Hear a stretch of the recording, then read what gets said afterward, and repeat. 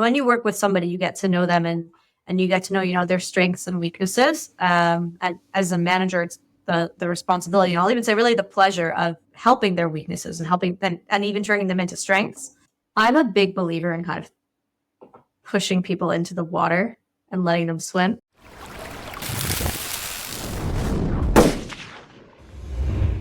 Today, I have the pleasure of having Racheli Bergfeld here. She's originally from New York City. Racheli has been living in Israel for 10 years and is a mother to a 10-month-old baby. She's the head of PPC at Wadi Digital, a leading B2B digital marketing agency here in Israel. Hey, Racheli. Hello. Thanks for having me. Thank you for being here. I generally start just a little bit of background and stuff like that. When you were in school and stuff, did you ever see yourself doing what you're doing now? No, not at all. Okay, not at all. Okay, so I'd love to hear sort of how you got to where you are today from school. Sure. So when I was at Bar Ilan, I was studying psychology, sociology, and criminology.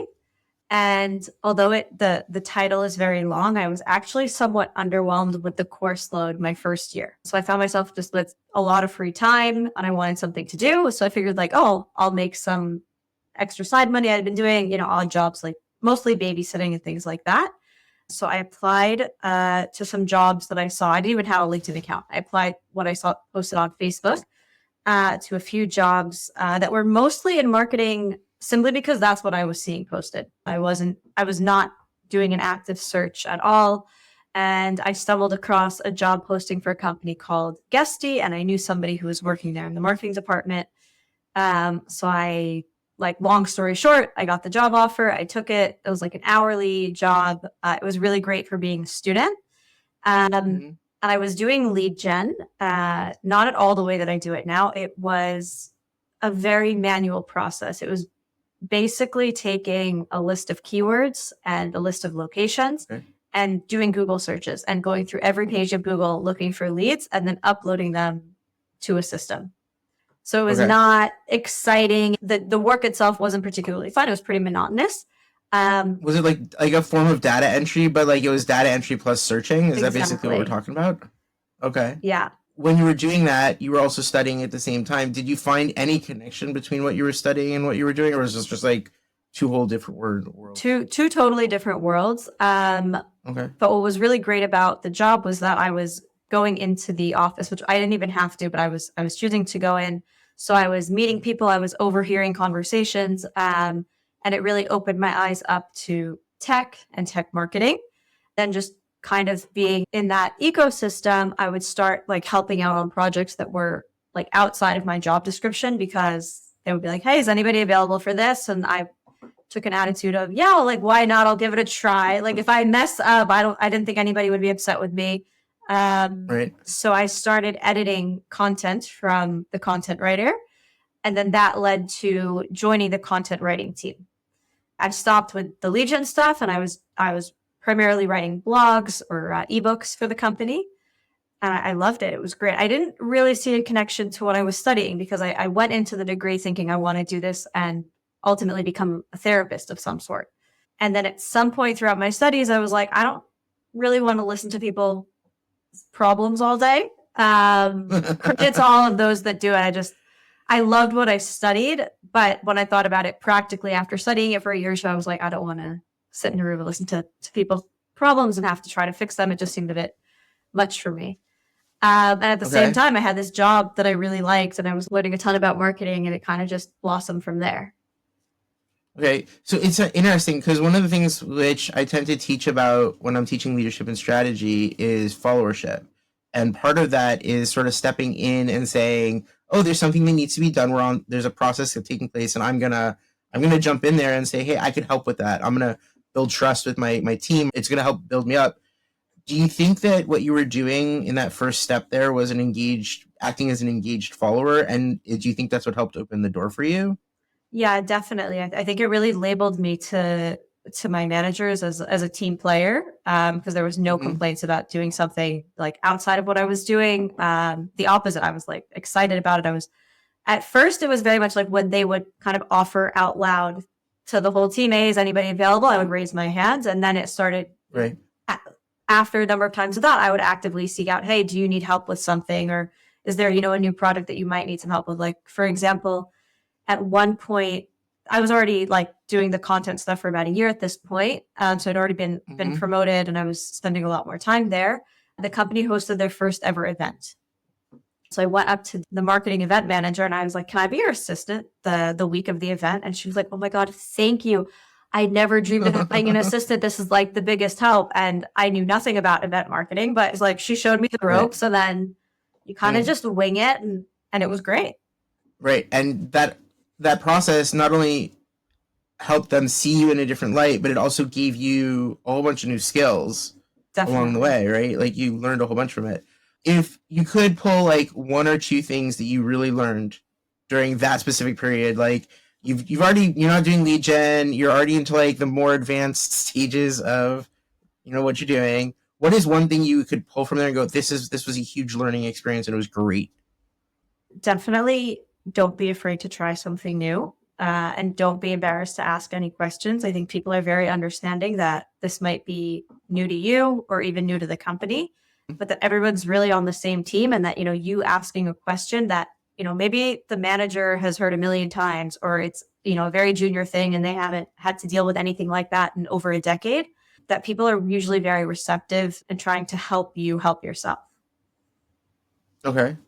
And if you were to say to someone who's, let's say, starting out just like you did, what's one thing you would say to them from that from that time period where you go, you know what, here's something you can actively do besides stepping up, which you've already mentioned. Here's something you can actively do to like help people see you and really, really acknowledge who you are. Over communicate. And I tell this to people that I hire. I often hire for junior positions and, try to quickly wrap people up.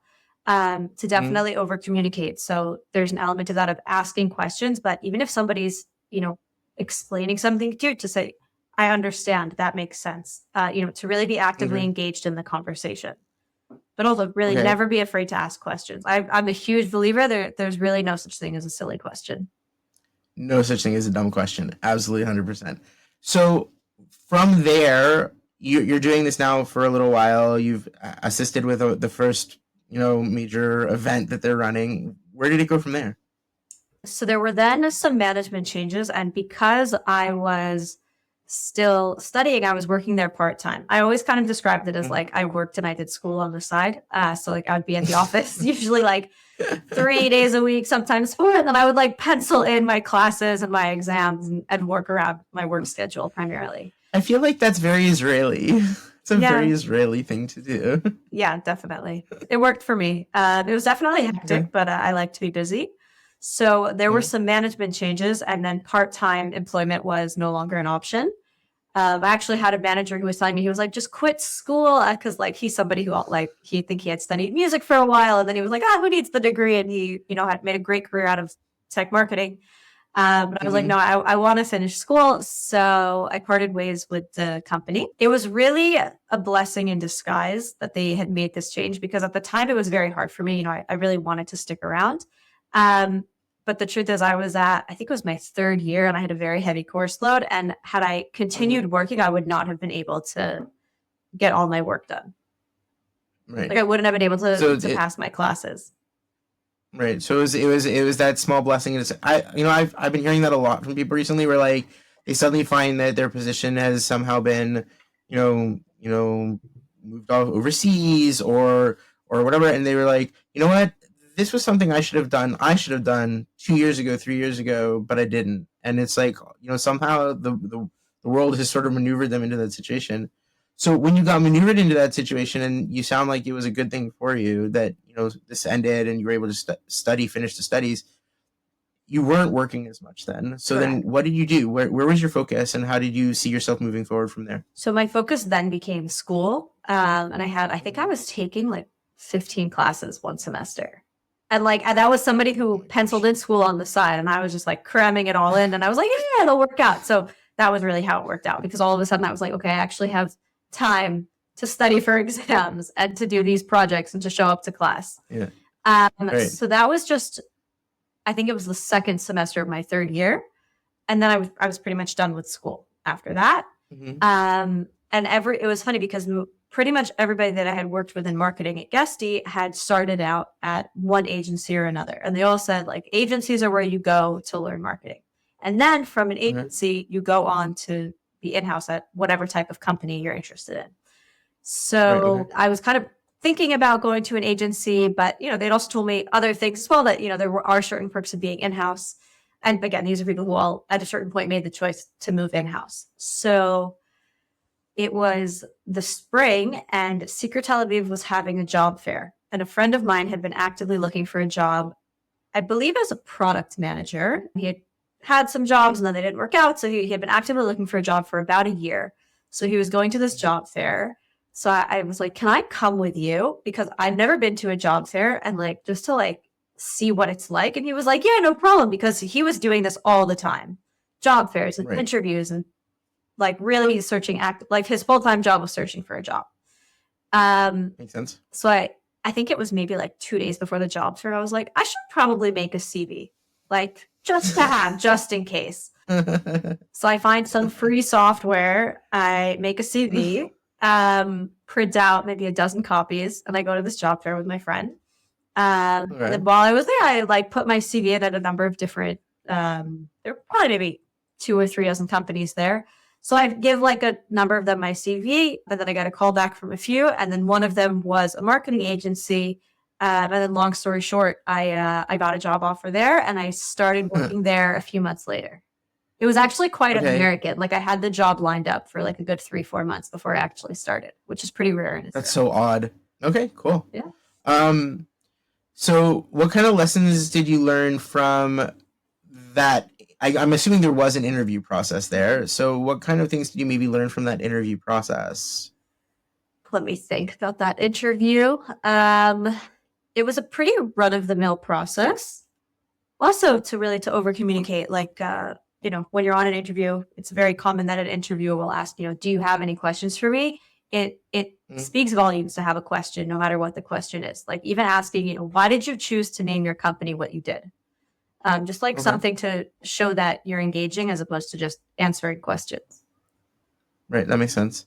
And once you got the job, what was the position and how did you feel like you maximized yourself there? So the job was a marketing account manager at a marketing agency. So it was a lot of writing social media copy, doing content briefs, not so much content writing. That was mostly outsourced. Market research. It was a client-facing role, so that was totally new for me because when I had been in-house, the marketing team didn't touch clients at all. So I feel that I maximized there because it was really a great place to learn. I think working at an agency is just so different than being in-house. And I always say that I have the opposite experience of most people. Because most people work at one agency, maybe 2, and then they go in-house. And I started in-house, and I'm now at my 3rd agency. Right. Okay. You said you were facing clients. What did you learn from that experience, and how did it impact your understanding of marketing? That's a really good question. I definitely saw marketing a lot more as a growth revenue operation than I had when I was in-house, because we didn't really speak about money when I was in-house. And maybe that was just the marketing team that I was a part of. I mean, it was to support sales. I was doing lead gen, and, the content was all backed by SEO, but it was a little bit different when I was out-house, and it was a lot more focused. There were actual KPIs for each client. Whereas when I had been in-house, and again, that could just be, I think that was really just the team and the company and the time that I was there. It was kind of just more leads, more sales, but no measurable numbers. So you're saying your in-house experience was not based around specific KPIs or things like that. It was more about what you were producing, what you were putting out, and how, especially when you were copywriting and things like that, or when it was lead gen and data gen, it was really about what information you bring in. While here from the client, what you were really learning, or what you learned from this experience, was there's a lot of connection between what they're asking from me and how I set up KPIs to establish what that means in terms of my output, how I'm going to use that information and what it's going to mean for me. Is that what you're saying? Yeah, definitely. Could you expand on that a little bit? I'd really love to hear a little bit about, can you give me, I don't need client names or anything like that. Could you give me an experience where you learned something specific about how to translate the information you were getting into really clear KPIs for yourself? Because KPIs is a very common thing to see across many different, I mean, it's not just in marketing. People use KPIs everywhere. KPIs build into goals, which build into objectives, etc. So can you give me some examples of how you might do that in your field? I definitely can. I wouldn't say that they're KPIs for myself. It's that, the client and the agency agree on certain KPIs. Whether that's the client coming to, and this is something I'm working closely with today still. Whether it's, the client saying, these are my KPIs, and the agency saying, okay, and this is, A, B, and C is how we're going to reach them, or the client and the agency kind of deciding together what the KPIs will be. Okay. But, I think to work effectively with an agency, there needs to be, a certain accountability on both ends. So, the client very much, takes on an agency, and with the goal of meeting certain, let's say, quarterly goals or yearly goals. So the conversations really need to tie back to that. So it's not, we put out a blog because the topic is interesting. It's put out a blog because we're trying to rank for this keyword. And in doing so, we're bringing in leads, of a certain volume and a certain quality. And then the sales team are then taking those leads and working to convert them. And we're looking at the sales numbers as well.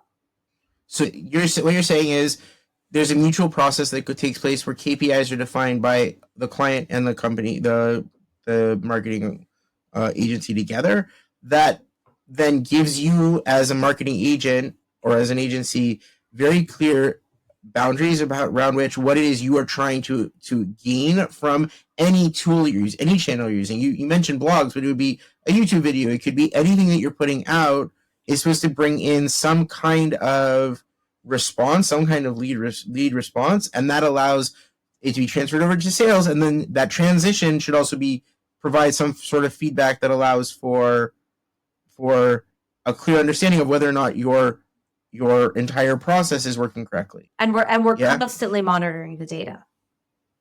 Okay. And so when you did that, when you were learning that, was there any time when you felt like, oh my gosh, I'm not really certain how I'm doing this? Or was there any big learning experience you had there where you said, oh wow, this is huge and it's very, very relevant, even beyond, let's say, what you're doing in your field, but broader, and something you brought with you? Yeah, definitely. So when you're working at an agency, you're working with multiple different clients who each has their own KPIs, which each require different tactics to reach. It's very rare that there's a plug and play for everything. And if there is, it's probably not a very good play.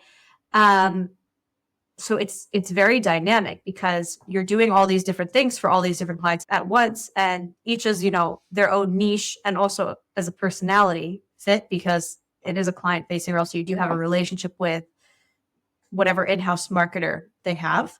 Right. So something that I very quickly learned was the need to really take very diligent notes and be organized, because I always say at an agency, no 2 days look alike. Your schedule is really constantly changing. Even if you have it set the same every week of, you meet with this client at this time every week, things get moved around. And even if none of your meetings get moved around 1 week, which is nearly impossible, things are going to come up, because what comes out of those meetings or out of, you're emailing with the client, whatever it is, you have this task, you have that task, all of a sudden you're trying something new, you have to run this report now. So because there's so much going on at any given moment, I found it very difficult to rely on memory alone, just because you can very easily have, 3 back-to-back meetings with different clients, and they might all be, cybersecurity in a nutshell, but each one is actually quite different because cybersecurity is a very broad term. And it's very easy to confuse, one thing with another when there's so much going on all the time. Okay. So definitely to have, notes as a source of truth, so that you can, and then you don't need to rely on your memory, and you can actually use your brain to and this is, I guess, what connects to a little bit to my degree. You can then use your brain to actually focus on, let's say, hitting the goal, because you don't need to force yourself to remember.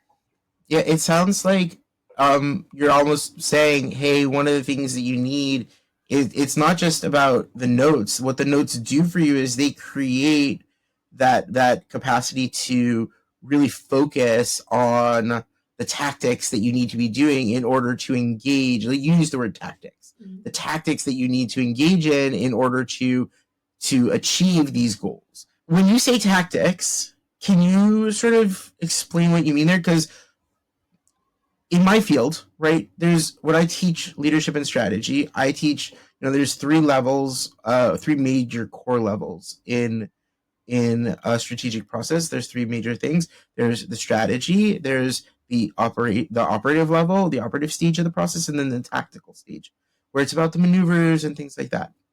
So when you say tactics, what do you mean? So I was referring more to like marketing tactics and strategy. That's fine. Well, okay. So look, when I teach it, right, and strategy and leadership, or strategy and tactics, they're pretty universal.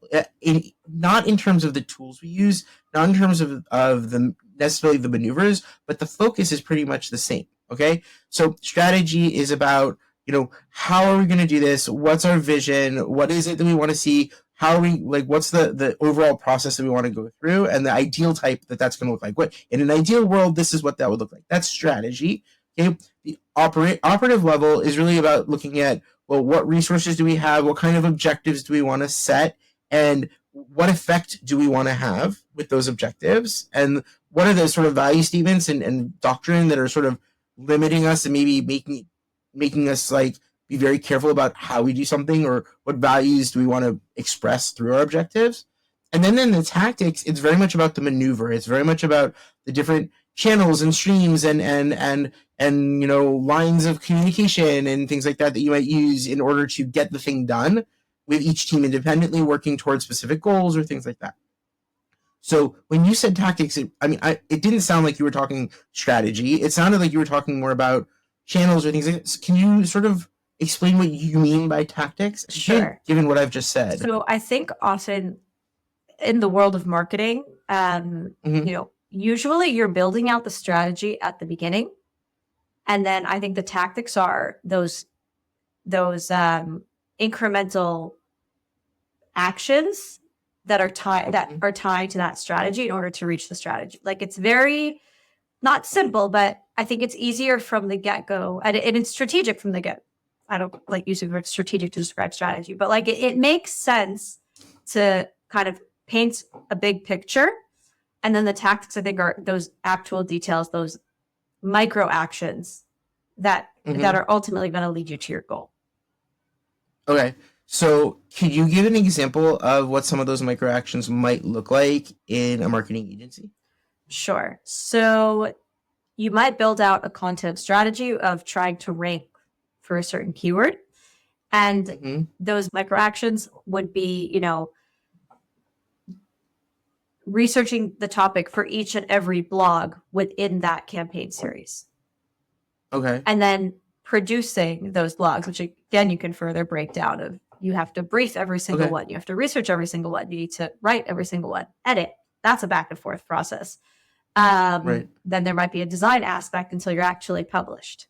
And again, that's for just for one blog. You might be doing 15 or 20 in a quarter, maybe even more. So you're saying, it sounds like you're even breaking down tactics down into those techno tactics. Like when you're talking about it, you're saying, one of the tactics we might do is to, and it's interesting because I'm going to actually go back a little bit. When you said content strategy, but then when you talked about it, you were talking about a very specific objective within that content strategy. You were saying, if within that, I wanted to say rank highest in a specific keyword. So content strategy is just like the overall strategy you're talking about, right? And then you're saying within that, one of the things we might do is specifically rank highest on a thing. And now I'm going to break that down into specific tactics. One of the things we're going to do is focus on the blog, right? And then within that, we're going to break it down into a bunch of techno-tactical steps that we need to undertake and tasks that we need to do in order to make that actually happen. Is that a good description of what you're talking about? Yeah, I think so. So within content strategy for a second, within that concept, you're saying one thing would be, for instance, looking at SEO on a specific keyword. What other kind of objectives might you set? And then how would you break that down into tactics? Within a content strategy? Yeah, let's use content strategy as your example for now. You've put us into that realm of content strategy. Okay. And you've said here in content strategy, one of the things we do is we will focus on keywords. And that and set objectives for keywords, and here's how we break that down into tactics. Okay. Well, what's something else that you might do, for instance? So content is also a driver for lead generation. So it's very common and recommended to create a gated piece of content, maybe a white paper or an ebook that you would then publish. And the only way people can access it is if they give their details. Essentially, that's what a lead is when somebody gives you their details, that's a lead. I mean, in a very watered down scenario. And then from there, it transfers over, right? Because content directly ties to lead gen. So it's a matter of then running those campaigns on maybe paid advertising through social media. Or organic social media, just posting with links so that people can submit their details. And get the piece. So another example. So in this example, just so that I understood it, you're saying another thing we might declare as content, part of our content strategy is specifically looking for lead gen. And then for that objective, we would then break it down into, well, one thing we might do is gated content. And that's the tactic that you're using, right? That's the tactic that you're choosing to use in order to create lead gen. And that's the maneuver. And then within that, you're saying, here are some steps you could use in order to do that. Here are the tasks you would undertake. Is that right? So who is it who runs this strategic process in an agency? So I've been a part of 3 agencies, and I can say that it's always different. I mean, granted, the 3 agencies I've worked in, in some ways they're all similar because they're working in the B2B marketing space, all kind of mostly specializing in tech, some more than others, but each kind of, focusing on different areas, because tech marketing is a very broad term, and there's a whole lot under it, and it's always evolving. That's what's really great about working in tech, I think. You're not going to be doing the same thing in 2 years that you're doing today. And if you are, something's probably wrong. So in one agency, every account had a lot of people on it, like maybe 4 people on it, which for a company that was about 25 people, like that was significant. A lot, So there was usually, I think the title was account director, who kind of oversaw the strategy. And there was a lot of internal communications and consultations. But I would say, they were really responsible for kind of seeing it through, and they would, delegate accordingly. At another agency I was a part of, every client or every account had kind of one point person. And then above those point people, there was, depending on when I was there, whether I was one of those point people or managing those point people, kind of overseeing, but that point person who was really like day in, day out on the account, was responsible for seeing things through. Now I'm at Wadi. I've been here for over a year, and it's a bit of a mix. Each of our clients, on the PPC side, have 2 main point people and myself. So of those point people, there's one who's more kind of in the nitty gritty, like details, feet on the ground, and then another who's a bit more high level, looking at the bigger picture. And then I'm looking at the bigger picture above that. So it's usually that middle person who's most responsible. But when you're managing somebody, it's kind of like the buck stops with you scenario. Yeah, that's really interesting. It sounds almost like at Wadi, what you guys have done is you've created a focus where one person's job is to focus on the tactical, right? On the nitty gritty and the tasks and the nitty gritty part. One person whose focus is on the operative, that middle ground, but like really focused on like, here are our objectives, and I need to focus on each of these objectives and make sure that each of these objectives is getting hit. And I'm making sure that, we've put the right resources to it, and I know what's going into it, and what value systems and what they expect from us in terms of how we express things. That's their job. And then there's the strategic person, you in this case, who's sitting on top going, okay, are we actually moving the needle strategically the way we want it to move? Are we seeing the outcomes and the feedback, the data speaking to us the way we want to see it? And is it giving us the information we need to be able to move forward? And if so, how might we need to change things in order? Does that sound like? So it sounds accurate. What I will say is that practically it's intentionally left quite gray, meaning there's no strict black and white lines of like, this is your responsibility, this is that person's responsibility. It's very much like that middle person does also need to be involved in the details. And then the person who's detail oriented is part of trying to level them up and teach them, because nobody wants to stay stationary in one job too long ever. Is at a certain point trying to pull them to be more big picture. Okay. That's a very big part of leadership, is looking at your people and going like, okay, I see that you're good at your job. You're very productive. You created the trust I need to see from you in terms of your credibility and your reliability, your ability to keep, intimate things intimate, those things like we talk about in-house, stay in-house, and we're not sharing details, and, you aren't super self-oriented and, oh my gosh, it's all about you and making sure you get your stuff done. You really are a helper. I want to grow you now, right? How do you see that coming about, or how have you engaged in processes that like help people do that and like sort of move them through that process? So it's a good question. So when I joined Wadi, I was taking over an existing department, which is, there's pros and cons. I mean, there's pros and cons to everything in life, but there's certainly pros and cons to that, both as a company and then as the individual in that role. And it's very common in the workforce that when a new manager comes in, they kind of like to assert their dominance by firing somebody, and like they make a statement like, new sheriff in town, I'm the boss here, not going to tolerate this nonsense. So I don't take that approach at all. And actually my first week I had a meeting with Yoel, the CEO, about who I can promote. Like already from starting saying like, there's people here and I want to level them up. And I think I don't like the whole idea of like sheriff in town. I don't see myself as a sheriff, and I don't think my team sees me as a sheriff either. But there is a certain level of respect required to effectively manage. Israelis like to call it like distance. But I'm, American, living in Israel for 10 years. So I'm kind of a mix. So I think I think that I actually sent a much better message while still getting that respect. But like, I'm here to help you grow and we can make things great. And it was really receptive for the team. And I've promoted, I feel like maybe 4 at this point in just a year.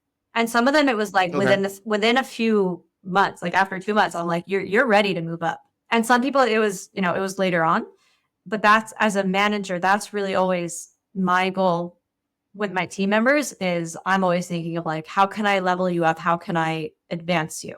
So I want to try and make a differentiation here between management and leadership. Okay. Because they're not necessarily the same thing. So I want to actually ask you, before I give you, the academic side of this whole thing, how do you see leadership and management in your life, in your work? Are they the same? Is it, this is that, with a little bit of overlap? I'd love to hear. I don't think they're the same. I think leadership is meant to be, somewhat, or maybe not meant to be, but at least where I work, and Yoel will be the first to say this, to be somewhat removed, to focus on other matters or bigger matters. So for example, Yoel is the CEO, so very much in a leadership position, focusing on growing the company, bringing in new streams of revenue, new clients, not on the day-to-day working that closely with, let's say, the PPC managers, the SEO managers. Whereas management is in the day-to-day with those managers. But like, the word manager is very funny in the industry. But like working with, the PPC managers who are, they're right, because they're managing campaigns. They're not managing people. Right. I get it. I understood. Okay. So it's interesting because what you've described as your management style of growing people is actually very much a leadership style and a leadership perspective rather than a management perspective. Managers tend to focus on resources and agendas and timelines and time framing and making sure everyone's hitting all of their KPIs, goals, objectives, whatever you want to, we're at whatever level they're at. They tend to be very focused on specific objectives and having specific effects from those objectives. And so they look at, well, what resources do I have to put to make those objectives work? That's management, right? Management is all about rules and making sure people follow those. Leadership is about, taking people on a process, helping them grow, helping them develop, working with them to sort of move through and find out who they want to be in the future and help them get to that new stage, whatever it may be, and also helping them to do the best they can do within the work that they're doing, help them maximize their ability. I combine them, meaning the KPI, as far as I see it, 9 times out of 10 is for this person to advance to this level. Okay. And so that's your measurement of success as a manager and as a leader, is what you're saying. There's one measurement, but it's definitely one of your measurements. Yeah, it's definitely a focal point. You know, especially being an agency, it can really be broken down quite a lot. So there is, you know, the day-to-day of, you know, we've got this new client, these are the goals, you know, who are the best people and what are the workloads and the availability, and, you know, even sometimes little things like it's a client in the US and this person has little kids, and US clients mean calls late at night, and already has a bunch of US clients. So like, I can't, you know, she can only have up to, let's say, 2 nights a week that she's not doing bedtime with her kids. And as a manager, it's important for me to be respectful of that. Right. So that's just one example. So there is kind of that day-to-day part, but then I think it very much ties to that bigger picture of how are we advancing this employee over the course of 3 months, 6 months to a year? And it's directly correlated, because if they're doing their job well and they're learning, and I'm kind of pushing them to get out of their comfort zone and to do more, then they're usually within a number of months ready for that promotion. Right. So it sounds like you like to lean more into the leadership, and the management is just sort of something that has to happen along the way from the way you're sort of dealing with it. Would that be a good? I think it depends how you define leadership. Like, I like it. So like I said, like Yoel, he's not super involved with most of the employees on the day-to-day. I view that as kind of a leadership thing. So I am, you know, my team, I speak to every single person every single day, usually multiple times a day. That doesn't negate your leadership. So I'll add that we work fully remotely. So it theoretically is actually very easy to like not speak to people. Not speak to anybody ever. Yeah. It really is an active effort when you work from home to like. Of course, 100%. 100% that necessity to like actually reach out and be like, hey, it's check-in time. How you doing? What's going on? Where are you at with things? How is your breakfast? Yeah. It's actually a really important point, I think. When we talk about remote work, you know, that act of leadership of actually reaching out to people becomes even more important than when you're in the office and you can do a walkthrough in a room and be like, hey, how you doing? Hey, how you doing? What's going on? And get like a brief like read of the room and a read of each of the people. Here you don't have a choice. You have to actively pursue that process of reaching out to them and speaking with them and checking in with them. And they can't just walk down the hall to you and be like, hey, I have a problem. Like, it's much bigger. But I think that's interesting because what you're talking about is really, you see leadership as this like much broader thing, and I think that what you're doing is very much leadership.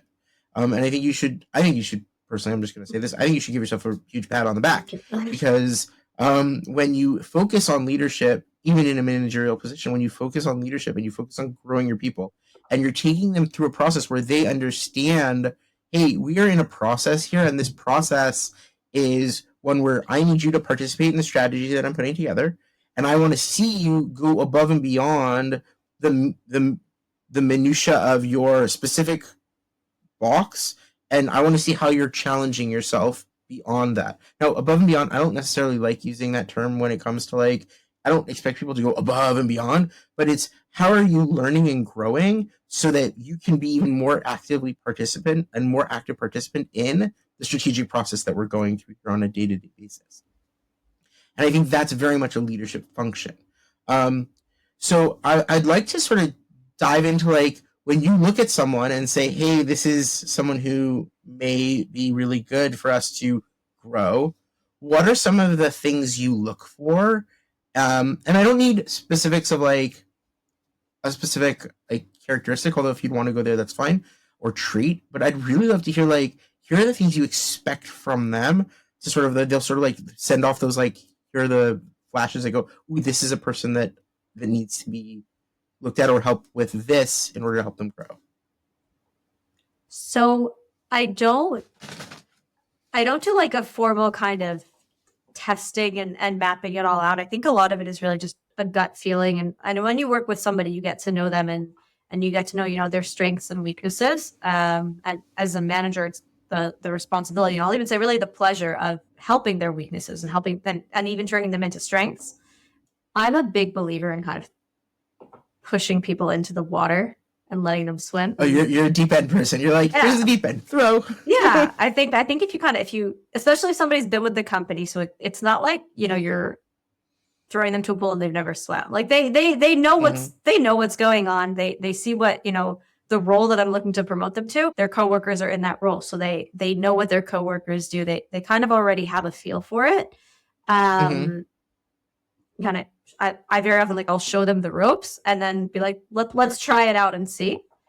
I actually started working at Wadi when I was about 4 or 5 months pregnant. So I started a job knowing, and it was with my I only have one child, so it was my first. So I started a job knowing, and my boss knew that I would be going on maternity leave, and there was very much this kind of a doomsday of because I knew I was due in the middle of July, so we had agreed I'll start maternity leave July 1st. It was very much the very end of June, Racheli is going to disappear, and my company was incredibly respectful and really let me have my maternity leave. They no work stuff whatsoever. So there was a lot to do in that time. So I, for better or for worse, really, I think for better, I didn't give my, the people that I wanted to promote, that luxury of kind of thinking about it for a few months and then trying it out and then discussing. It was I'm going on maternity leave. I'll add that another member of my team had a baby a week and a half before. And she was a senior member of the team. So it was also going on maternity leave. So it was very much and it was the summer. So it was we're going to need to cover for each other. Right. One, it was really just setting up that process. And the beauty in that was that certain people were given the opportunity to jump into the deep end. And it was in a way of we are going to be returning in, 3 to 6 months. So, and then when I came back, it was a discussion of okay, you've done the role for 3 months. Is it right for you? Yes or no? Okay. So it sounds like, first of all, the environment and the situation sort of just threw everyone into this, hey, you guys are doing this whether you want to or not. It wasn't necessarily by choice, but it also sounds like this is something you actually see as a very good way of helping people sort of not test the waters, but see them for themselves, what they're capable of, and show them, hey, you're really capable of doing more than you're doing right now. And not in terms of more work, but of greater responsibility within the work that we're doing. Yeah. But I still feel and I guess, because you had the maternity leave issue, I'm putting it in issues, huge quotes there. Challenge in certain ways, definitely. But that time, that there's a cutoff here where this is it. I need to make sure that everything's covered. You didn't really have time to sort of set up for yourself a sense of, here's how I would judge when somebody is ready for this next leap. And putting them in the deep end is fine, but you still have to judge when someone's ready. There definitely was a judgment process. So I wasn't just willy-nilly, assigning things left and right. It was there was a judgment. That's not what I was trying to say. That's not what I was trying to say at all. But I'm curious about the judgment process, and the way you described it was sort of I didn't want a choice, so it was I put these people, and then I came back, and 3 months later, hey, what's happening? I would love to hear about your judgment process. I would love to learn from you about how do you look at someone and go, this person is ready. What are the things and I understand you don't have necessarily a 360 and all the data and stuff like that. You don't need to do that. Most companies don't. I mean, my personal experience working with companies, not every company needs to do a 360 to determine if somebody's ready. Some people just look at what is it you're using as ways for you to know that. Sure. So, like I said before, working at an agency, organization is key. So checking in on their organization skills, seeing that they're, not really dropping the ball. That's one. I would say, mistakes do happen in any work environment, and mistakes are okay. They're meant to happen in the sense of we're meant to learn from them. So seeing that when mistakes happen, that they take ownership and that they learn from them, that's a huge indicator for me. And also there's usually a certain excitement or zest. If I say to somebody, I think you're ready for this, and they say it's normal for them to be nervous, but to be like, I'll give it a try versus people say absolutely not. Like, but really, have you ever had someone do that to you? They'd be like, I just want to do this work. This is what I want to do. Usually I would have an indication of that personality trait and I wouldn't even open up the conversation. I did have one who, I know she'll listen to this and she'll know who she is. Because I before I even get to that, growth is not comfortable. It's not easy. And it's because of that, it's very easy to like shy away from it, right? Change is hard. So that's why I say it's normal for somebody to be nervous when I say, hey, how do you want more responsibility? But anybody who's been through it will say that they're thankful that they did it after the fact. Yeah, 100%. So I had one person on the team who it was very clear from the get-go, like she was very responsible. She had, from the time she had started at the company until I joined, she had grown tremendously. Her teammates loved her. Her clients really loved her. And I approached her about, kind of leveling her up. And she had been going through some personal matters. And she was like, I appreciate it. Or like any other time in my life, I would jump at the opportunity. But I'm just going through so much right now. Like I can't handle kind of taking on more. Like she couldn't handle another change at that time. And then, I was like, okay, we'll think about it. And Yola and I actually kind of pushed her. And she'll tell you it was the best thing ever because the truth is, I think she was getting a little bit bored of the job she had originally had because she had maxed out. And she actually did appreciate, and I know she does because she even posted about it on LinkedIn. So that like originally she had said no to this promotion, which also like beyond more responsibility, it also came with more perks to her, right? Higher salary raise, all that. That at first she turned it down, but then with some coaxing, she took it, and she was very glad that she did. Okay. It sounds like one of the things that you actually use as a mechanism for this is how much you trust this person. Not just how productive are they, not just how good are they at doing their actual job, but how much can you trust this person in terms of their organization, in terms of how you said they loved her and the clients loved her and the team loved her. And when you say love, I think that the word, like if we're using Academy's words here, the word that they really trust her. They feel like she's a person who they can go to. They know that she's going to be doing her job. They know that she's trustworthy. Right? Like, and also they just enjoy working with her. She created good relationships with the people around her, and that was part of the mechanism. Okay, so when I look at that, it sounds to me like she was really on that line of like, hey, she's a strategic partner in the things that she's doing. She's not just, really producing her stuff, or she's a great helping hand. She's really good at like helping out, but she's not mixing those two really well. You're saying she was really good at mixing between being a someone who people enjoy being with, someone who people trust and care about, and in terms of they know that she's going to do the job, and it's fun to do this work with her. And she's also really good at what she does. And those two things sort of put together were sort of markers for you to say, this is a person who I'm willing to. Is that sort of what you're saying? I think so. Yeah. Okay. So when you have that kind of conversation with her, and you said you had to coax her out of that shell of, she wasn't ready for it, and having those conversations, what do you feel is one lesson you've sort of learned from having done this with her and with other people as well, where you maybe not had to coax other people as much, but really had to have these conversations? What's a kind of a lesson you've learned there that you think people should know if they ever want to take on that kind of leadership role of, hey, I'm growing my people? I think what people often say or what they think is not necessarily what's best for them. And I think people have a hard time recognizing what's best for them. So, for example, the reason that she was kind of timid about it was because she was going through all this personal stuff and feeling a certain sense of overwhelm. So adding on like, hey, you're going to get more responsibility and you're going to kind of have to prove yourself with it is like, I don't want to do that right now. Whereas what's best for her career, despite the personal matters, was to take this opportunity. And I think it can be hard when you're in a decision-making position, meaning when it's you yourself who's going to have to, go through the challenge and climb that mountain. It can be very difficult to see that it is best for you. And I've even said there was one agency that I worked at, and the person tasked with onboarding me had never onboarded anyone before. And she was unable to recognize that this was an opportunity.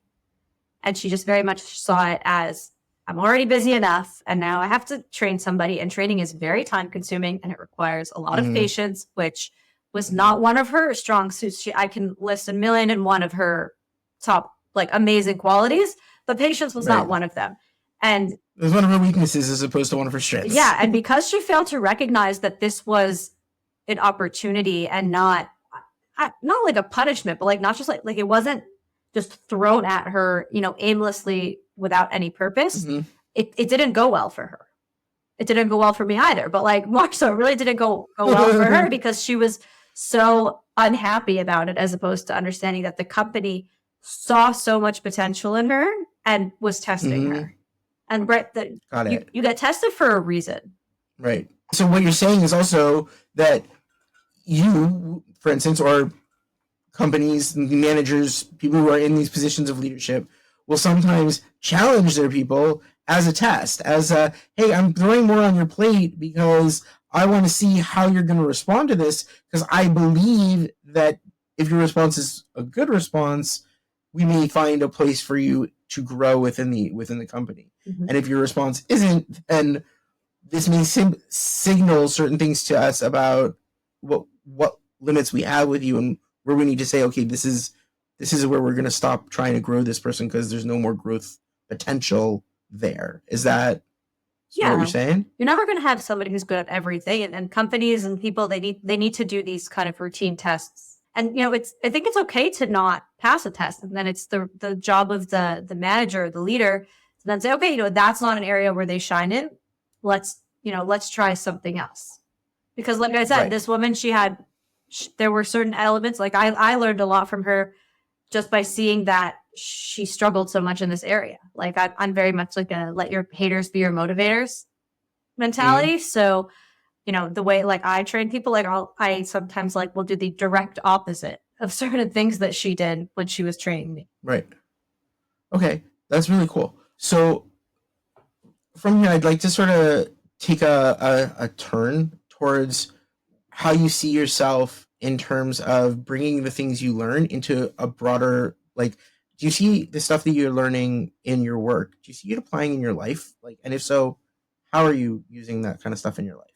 When I realize your kid is 10 months old, so maybe not in parenting, but in other places. There are elements in parenting, actually. My kind of style of parenting is, we have bedtime and certain routines, and my daughter is very much on a routine, and it's great. It works for us. She's thriving on it. And I think that kind of level of organization, it definitely helped with the transition to parenthood, because babies are unpredictable. But then at least my experience was that when she started to become somewhat predictable, it was like the world of a difference and so much easier. So they definitely like that level of organization can help a lot. And then other areas of my life, it's an interesting question, because there's a lot of talk out there of the personal life seeps into the work life and the work life seeps into the personal life. And while I think that's true, something that people are often surprised about me is that I'm actually somewhat messy in my personal life. I don't know, I'll leave the laundry unfolded longer than I should, kind of things like that. Now, my home is it's clean, but people who only know me in work and haven't been to my home, a number of them have told me, we imagine that your house, everything has a place and everything is always in its place. And I'm like, yeah, it's so not like that. So I don't agree totally with that idea of the person that you see at work is the person that they see at home. Okay. Which I know maybe it's controversial. So no, not at all. Not at all. I think that people have, okay, so I'm actually very much a believer that, I think that there's who you are in your workplace and who you are in your home are not the same person. The relationships you have are very different. Mm-hmm. So I guess that sounds, okay, so I think that that's not just irrelevant for me. I think a lot of people need to realize that. A lot of people need to realize it's okay for you to be more like this in your work and maybe a little bit less like this in your home. But even with that, there are things you're saying you're taking from your work into your home life. Mm-hmm. are there things you see you're taking from your home life into your work life? I think so, because you have a home life before you have a work life. And while I don't think you're exactly the same person, or you're really showing that the same facet of yourself at work than you are at home, I think a lot of those fundamental things that you have from your home life, just from like childhood, there are certain parts that come with you in every aspect of your life. Like, for example, be respectful of people, right? Like, that's something from my home life that is like very crucial to my work life. Like, always being respectful of the people that I work with, that I work for, the clients, like, and understanding that, we're all flesh and blood at the end of the day. I don't believe in this whole like hierarchy thing. Like, I see that it exists, but it doesn't change the way that I treat people. And that very much comes from my home life and from my upbringing. Right. So it sounds like what you're saying is that the move from, or bringing stuff in from your home life, is very much this concept of respect. It's not just upward, it's also towards people you work with. Yeah, it's in every direction. It's in every direction, right? And it's functionally that concept of respect. I mean, as a leader, by showing respect, you're also teaching people how you want them to treat you. Mm-hmm. Definitely. Right? Isn't that also part of it? Absolutely. Yeah, I don't think it's... I've, in life, always been a believer in, like, you cannot have expectations of other people that you don't have of yourself. So, like, I would not, be rude to my team and then expect that they are, polite to me. Mm-hmm. Okay. I think that makes complete sense. I'm wondering, talking about, respecting or showing respect to, someone who's above you in the hierarchy, specifically a work hierarchy, there's a function of followership there where you say, I know where I am in this hierarchy. I know that I'm not guiding the process. I know that I'm not the person who's responsible for this process. I'm choosing to participate in it. I'm curious how you see, even though you are a leader and a manager of other people, how are you engaging? What are other ways you engage followership in your relationship with your boss? I think I don't think I have a good answer. Not that it's a poor answer, but we don't have that kind of strict hierarchy. Actually, like, I think I one time called him my boss, and he was like, "Never say that again." We don't like see as like above. Like, yes, he owns the company, but he's also tasked me with the responsibility of running the department, and he's said that from day one. Like, this is your department. Do with it what you will. Tell me what you think you need me to tell. Tell me what you think I need to know. And obviously, he checks in here and there, but it's not super formal in that sense. Like I think Yoel does a really good job creating company culture of like not wanting his managers and other staff to like necessarily see him as above, at least from the position that I'm in. Maybe somebody else might say differently. So he sees you as a strategic partner at the get-go. He's saying, you're my strategic partner here, and because you are my strategic partner, I know that what my role is, and I know what your role is, and I trust you to do this role absolutely, and I'm giving you the space to do it and maximize yourself in doing it. Yeah, and it like goes further than that, because he told me from the beginning, I want you to see yourself as a business partner, not just an employee of the company in a certain position, and like disclose certain information to me, like, for example, like how much he makes, like how much he chooses to take as a salary, which like ordinarily you'd think like nobody would ever tell their employee how much they're choosing to take as a salary. And he was like, I want you to look at this spreadsheet and see how much I choose to make, because I want you to see yourself as a partner. Okay. So in that act by Yoel, that which is an act of leadership, it's an act to say, hey, I want you to be my strategic partner. I'm putting you in this position at the get-go. It still has certain aspects of it where you, as a follower of the process that he's guiding, because he's still guiding the overall process. He's still determining, what he expects from the company as a whole. How are you seeing yourself as part of that process that he's guiding? It's a good question. So I like hands-on in part of that process. So for example, Yoel's one of Yoel's overarching goals is to bring new business into the company. And, wasn't, we've like changed the sales process in a way that myself and the head of the SEO team are involved with sales calls much earlier on. So we're part of that process of bringing in new business, which is, an overall goal of the company, which, a year plus ago, we were not really a part of that process. What brought that on? Was it something you said? Was it something that someone else said? What was the decision that made that happen? It was a strategic decision of enhancing the way that we onboard clients. And we found that by us being involved earlier on in the process, it was better for client retention, because something that seemed to be happening was that, clients would be, come in speaking to a certain person, but then once they actually started working with us, they weren't speaking to that person anymore, and they were speaking to a whole new set of people.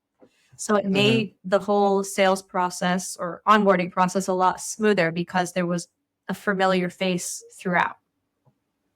There was also clarity throughout, I'm assuming. Yes. Like a greater sense of like the information is spread out amongst all of us. We all know what's expected of us. So expectations weren't being passed from one person to another. Everyone was on the same page at the get-go. Exactly. So yeah, there were instances of like things getting lost in translation. So right, there was just we were cutting out a middleman, which was very helpful. Okay. So in your partnership with Yoel, do you find that you engage in like how are you engaging critical thinking and proactiveness? Like when you talk to Yoel, how are you engaging with him to help move things forward from your perspective? There's critical thinking involved, not necessarily in the partnership. Like I think that's just kind of part of the job of hitting our clients' KPIs. They can often be very steep KPIs. There's usually critical thinking involved in that. And then also together, we both have that same goal of like, trying to be the best agency out there. And that affects every aspect of what we do, of, how we engage with the members of the team, the clients that we work with, the processes that we roll out, the work that we produce. Okay, very cool. Do you think that, I mean, you've been in other agencies as well. It sounds like Yoel runs things a little bit differently in this respect. Can you speak to that at all? One agency that I was a part of was, I think it was a bit old school in the sense of like there was a very clear hierarchy, and like each person reported to the next, like very much a totem pole. And I found it to be very counterproductive. Okay. Because there was just like too many checks and balances, and then it led to bottlenecks, and then actually getting work done was just a very, very slow process. And clients would get frustrated because things were so slow, and like we would get frustrated because we're waiting on somebody else for something pretty arbitrary. And then another agency, it was kind of like I said, like there was kind of one person per team. So there weren't the issues of like the checks and balances, but the head of that agency very much wanted to like be seen as a leader. And I think when you put yourself in a position that you want to be seen as a leader, people actually start looking for criticisms. Versus I think when you position yourself not as I want to be seen as a leader, but like you're more subtle about it, people naturally start to see you as a leader. Okay. Which I think is an important point. You're saying when you strive for leadership, when you try and make people see you as a leader, the likelihood that they will do so will come with a great deal of, well, what is his leadership worth, and what's the value that he brings as a leader, et cetera, et cetera, et cetera, versus when you come at it as, I want to maximize what we do, I want the process that I'm guiding to be exceptional. And when you focus on that, when you focus on the process and on outcomes and stuff like that, and not on how people see you, they will see you as the leader. Yeah. And I think that's what real leadership is. Like real leadership is natural leadership. Right. Natural leadership, not in the sense that it's not because you have a position. You may have a position in leadership, but what is the leadership itself is not the position you hold. It's how you choose to engage in this process. Definitely. Is that what you're saying? And I think I think that you have leaders who are not like the leader of the company, but they are a leader of a certain area in the company.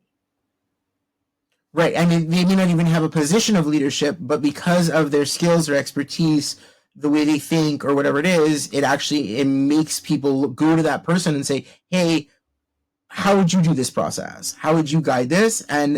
Or would you guide this? Like, are you prepared to take this on as like, I need your help with this. Would you lead it? Yeah. And I've done that a few times. I've like gone to people and I'm like, your expertise in this is like far better than anyone else in the company. They're like, what? Really? Like, people don't even necessarily realize their own worth.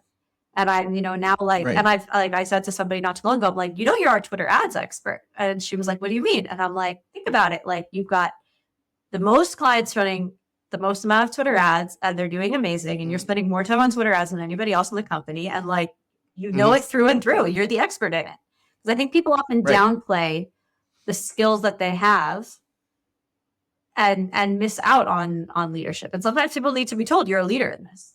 And is that necessarily leadership, or is it if other people are going to her and saying, hey, I need to do this, teach me, or hey, I need to do this, I'd love your input in how to do this well because you're the topic expert. I don't know the topic expert. So she definitely is the topic expert, and I would say that she was providing that value. I think the difference was that people would just kind of, let's say, write in Slack in general, hey, can somebody help me with this? And she was always the one to pick up that request. Versus I think once it's said and it's like, oh, when you have a question about this, it just makes sense to go straight to that person. Right. Which once you've defined it, now it's a defined thing. But my question is actually the opposite way. It's not when someone has gotten those skills and you say, hey, you're the expert in this. You're now our topic expert. And therefore, we're essentially giving you this position without it being a written position. It's everyone knows that you're the expert. So that's it. I'm talking about a different situation. I'm talking about a situation where you see someone or you have somebody who essentially is emerging in leadership just because they've come up with a really great idea and you go, hey, you're going to run this. You've come up with this idea. I'm cool. You run this. That's sort of what Yoel did to you is he said, this is yours. Run with it. Right. That was more position because he put you in a position, but it could be even someone who's, I'm going to say 2 steps below you in the hierarchy that you don't love. But who comes up and says, I have a really great idea for something we can do that will bring in more clients, or, this thing has kept coming up and I'd really love to see us try and do something like this. What's the likelihood that you go, okay, do it? Very high. Like I always take a why not approach.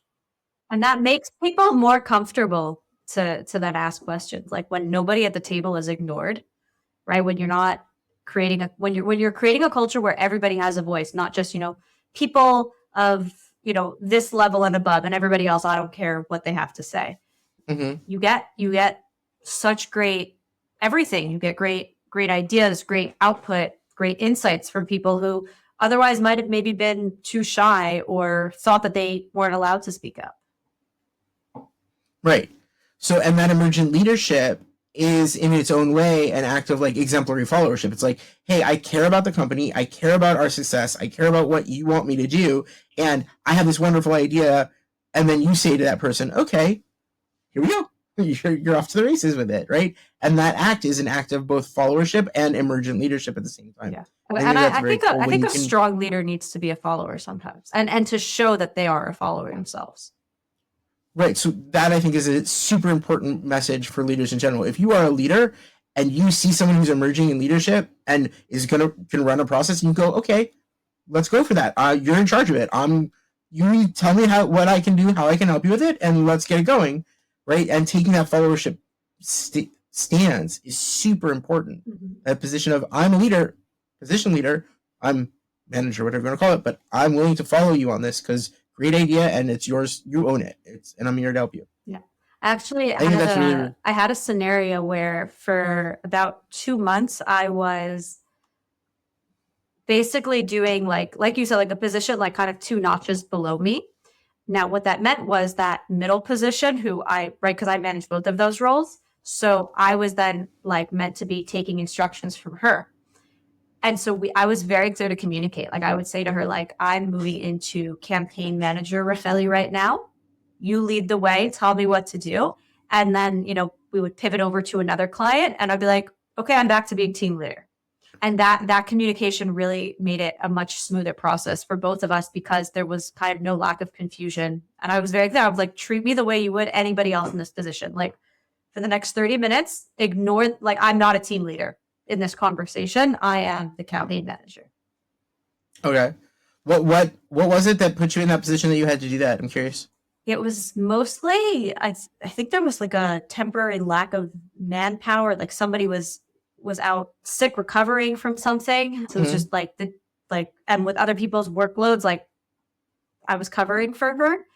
But what was great about it was I really learned, because like I said, I joined the company. I didn't, rise through the ranks in this particular company. I got to see a lot more of, what it's like for people in that position. And I was then able to kind of streamline certain processes because I was able to uncover certain, ways of working that were not, the most time efficient.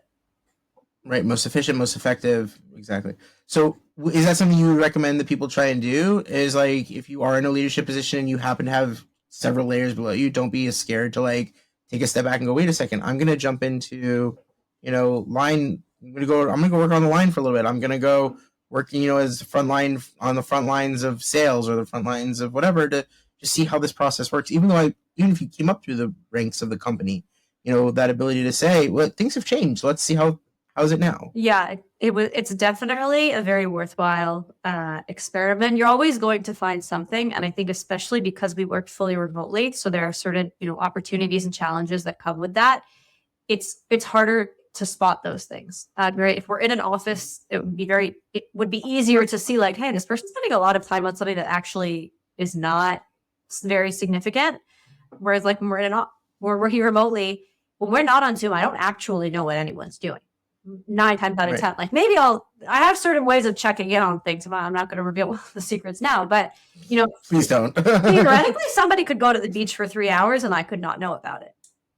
And that's okay. Right. I think there's a lot of, I'm a huge advocate for working from home, but yeah, like there are certain processes that just because we weren't in an office and they weren't very significant, they weren't being discussed, but turns out that like that way too much time was being spent on them. Okay. How did the person who essentially you were playing this game of I'm your boss, I'm your worker, I'm your boss, how did she take that? And was it easy for her to work with you as your manager? Yeah, I think it was easy for her because like off the get-go, I was very clear. I was like, treat me as if I'm totally junior and this is the first time I'm learning it.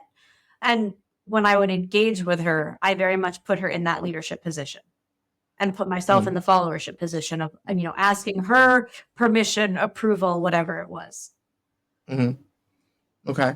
So I'm gonna pivot us again for a minute because we're coming down on like the last couple of minutes of this, and I know that you have to get back to work. But I wanna talk about failure for a second. We all have them in our work life. We all have them in our personal lives. I'm wondering if you would be willing to discuss any one major failure that you sort of dealt with in your work life and what you learned from it and what you feel it teaches you and something you use to teach other people. It's a good question. I would say one area of failure for me has been like a major area of failure for me has been, when clients are unhappy, I think I sometimes take that too much to heart. Or, the response of an unhappy client, like taking that too much to heart and then, overthinking everything. And I've, and this is something that I'm continuously working on, of, trying to really strike that balance because I don't think, getting fired is like the only failure per se, right? Like I think that you can be successful at your job, but you're going to have failures along the way. It's a matter of learning from them. And I think, it really ties back to not being afraid to ask for help. Just because you're in a certain position doesn't mean you don't have more to learn. The opposite. You're in a certain position, you have all the more that you need to learn, I think. But I think recognizing what's not a failure is also very important. Like crying at work, I don't think, at a previous company, I felt like I was a failure anytime that I cried at work. And I mean, I think I cried more at that job than like any other time in my life because it was just not a great environment. But like when I came to realize like, oh, I'm not failing because I'm crying. Like, right. Yeah. So I'm gonna push you on this a little bit. Can you give me an example of a failure? Because so far you said this could be seen as a. Can you give me a failure that you like? I was working at a previous company. There was a client, one of Israel's unicorns. I can't say which one, but this company had a lot of money, and they basically hired us to run their PPC. But because they were such a large company, they actually had in-house people running their PPC who were then delegating to us. Whereas usually we would have like a director of marketing, VP marketing, who had some understanding of PPC, but they didn't actually have PPC managers managing us, which created a very interesting dichotomy. Now, why is this significant? Because these PPC managers of this very large, very wealthy company would receive bonuses if they spent enough of their advertising budget. Meaning if they were tasked with spending $100,000 in a quarter, they would receive a budget if they spent $100,000. If they spent $90,000 and saved the company money, they would not reach their bonus. So we're getting to the end of the quarter and they're like really pressuring me to spend the budget. And it was a very precarious position because as the agency, my number one focus is the client's success, and spending more money was not going to be successful for them. But I had these individuals who rightfully so want their bonuses, and they're like, just spend more, just spend more. It's not hard to spend more. And the quarter was ending over a weekend, and they were like really pressuring me. So then last second, I was like, you know what? Fine. Like I increased the budgets. I think I put things on like maximum bidding, which you then start, at least at the time, you would then start paying for impressions as opposed to clicks because they really wanted to spend a lot of money in a short amount of time. And this was on Thursday afternoon. So then Friday comes and goes, and it was the weekend, and I didn't check campaigns. And then Saturday comes and goes, I don't check campaigns. And then Sunday is the first of the new quarter. And I go to check how much they spent, and I had overspent their budget by $10,000. Oh, wow. So right away, I went to my boss and I was like taking full ownership. I was like, this was my mess up. To his credit, he reacted very calmly and was like, what can we learn from this? Like right away. So I was like, don't do max conversions, especially at the end of a quarter. That's going to be the weekend. And there's like I'm not going to be there to monitor it. The truth is the company didn't care whatsoever. Like there was no mention of it because, like I said, they're one of Israel's wealthiest companies. So $10,000 to them is not the same $10,000 to you or I. Right. But I mean, that was a huge, like that was a fire. What I did was fireable for sure. Right.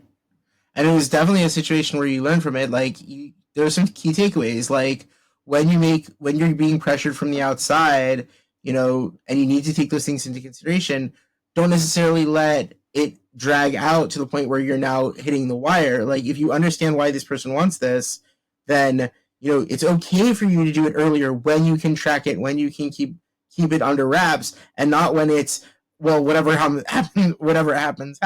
Let's just play the game. Yeah. Right. That's a key lesson there. Is that yes, you have to take in your agency's concerns into account and your client's concerns, but you also need to be able to say, I have to keep these both of these under control to the best of my ability. That's always what being at an agency is. You've got like your clients' KPIs, your agency's objectives, and along the way, like clients might try to do something that is not in line with the KPI, and it's our job to reel them back in and to sometimes push back and be like, listen, doing that is not strategic. It's not going to help you reach your goal. It's going to push you in the opposite direction.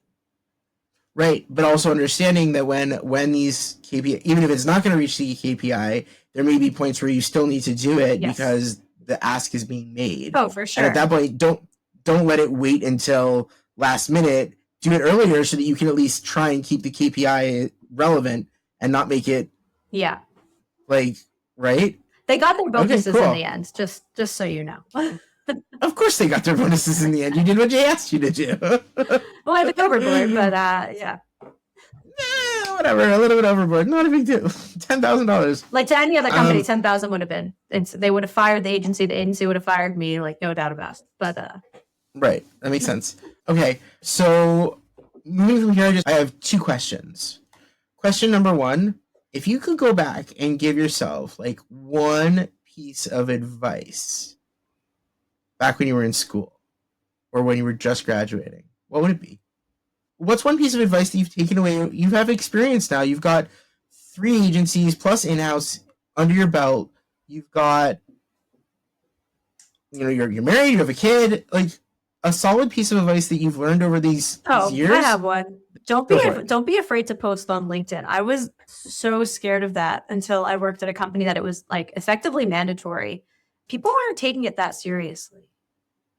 And I have so many friends, whether they're still in school, they finished school recently or finished school a while ago, that are still afraid of posting on LinkedIn. And they always joke, they're like, oh, you post on LinkedIn all the time. Do you ever do anything other than post on LinkedIn? And it can really, in the professional world, it can be such a tool.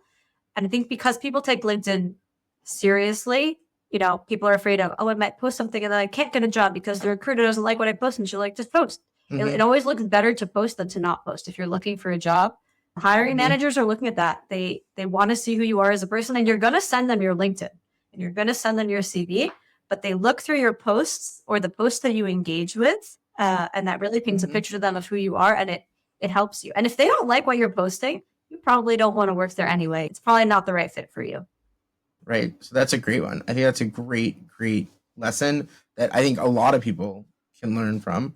And I think that the idea that, I'm not going to post something because it's going to make me look bad. But if you'd said this thing in the company, or if you said it to somebody and it gets back to the company, how does that look any different? Like, how is that any different? It's the same thing. It's be yourself, be natural. I mean, don't be a troll. Yeah, don't be a troll. Nobody likes trolls, right? But like, as long as you're being true to yourself, it'll help you find a job. Like you said, it will help you find a job that fits you, because they'll be able to see who you are and get a sense of whether or not you're going to be a good match for them. And I think that there's another point on that, which is, a job that fits you. Something that I did for a while when I had been job hunting and it was like COVID and the job market wasn't great, was I was like, oh, the hiring manager might have, a stigma against religious people. So I'm like going to hide that I'm religious. And I would do things like I was young and married. I would like take off my engagement ring for interviews. Or I would like, wear clothing that I was comfortable wearing, but that didn't scream like I'm religious. And then I had this realization that somebody helped me come to, where I was like, once I start working there, they're going to know.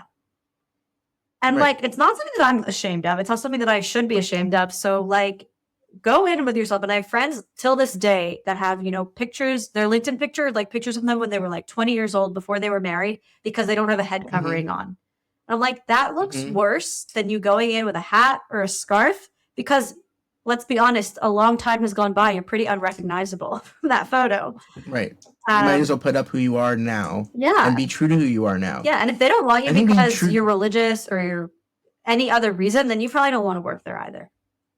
As much as you might want a job and need a job at the moment, like, you're going to be spending 9 hours, 5 days a week at least with these people. It's important that they respect your time. Not if you're remote. Not if you're remote. But like, you're going to be working with these people, spending a lot of time and energy with them. Also, understand that when you're working somewhere, your job is ultimately to make the boss money, whoever that boss is, right? Like the head of the company, you're making them money. So if you don't like them, do you want to be making them money? Okay, that's a good one. That's a secondary, very important point. I actually want to backtrack just for a second, because I think that one of the things you said is really important, and that is about being true to yourself. I think that one of the things that a lot of people forget when they think about what it means to be a leader and what it means to be in followership, it doesn't mean you don't have to be true to yourself. It means the exact opposite. It means you do have to be true to yourself. That's exactly the point where you want to be true to yourself and show people who you are, so that they can know who it is that they're working with to the best of your ability. Definitely. And I think that that's something that we sort of touched on it, but I think it's super important point that we didn't get to. This has been wonderful. My last question for you is as follows. Is there anything I didn't ask or we didn't touch on that you would have really liked to have talked about? But to think of. So Okay. I had a lot of fun. Thank you for having me on your podcast. This was awesome. I learned a lot. This is great. I always love when I get to like see things in real life and I go, wow, look, theory works in real world. It's so much fun. Another piece of advice, stay in touch with your college professors. You might end up on their podcast one day. You might end up on their podcast one day. Thank you for joining us in the Doctor's Den. Don't forget to like, share, and subscribe. Hope to see you next time.